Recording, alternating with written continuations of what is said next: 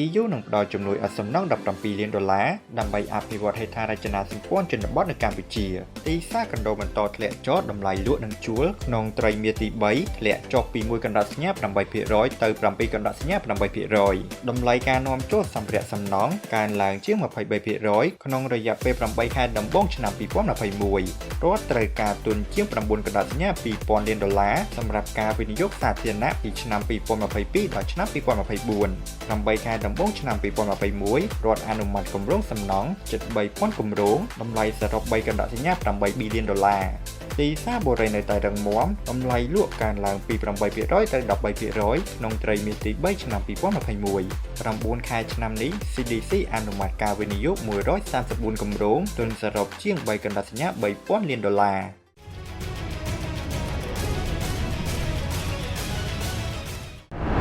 សហការឧបត្ថម្ភដោយ Panasonic One Stop Air Solution Service Polygon ទុយោឧទ្ធីPR សម្រាប់ទឹកក្តៅនិងទឹកត្រជាក់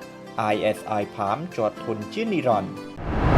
សហភាពអឺរ៉ុប EU នឹងផ្ដល់ជំនួយឥតសំណងប្រមាណជាង$17 លាន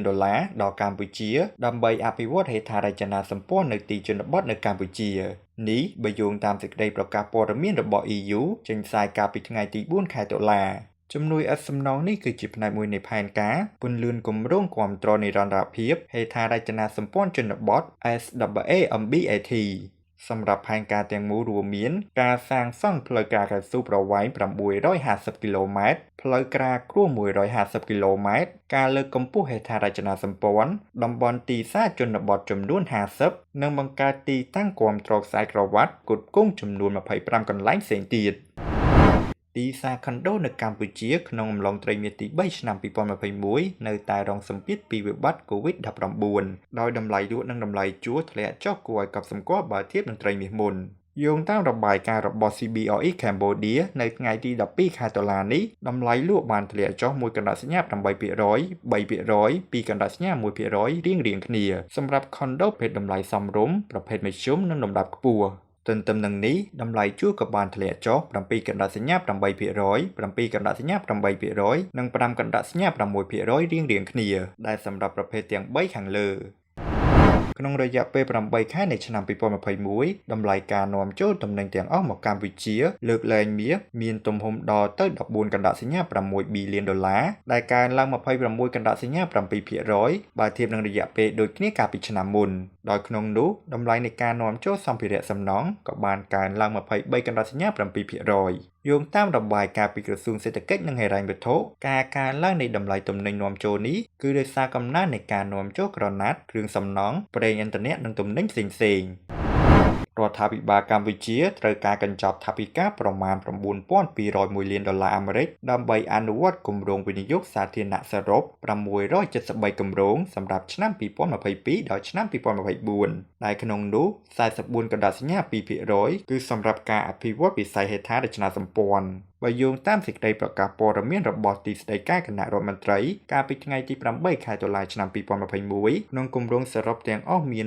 185គម្រោងជាគម្រោងកំពុងដំណើរការដែលត្រូវការទុនវិនិយោគប្រមាណ$5817 លានអាមេរិកនិង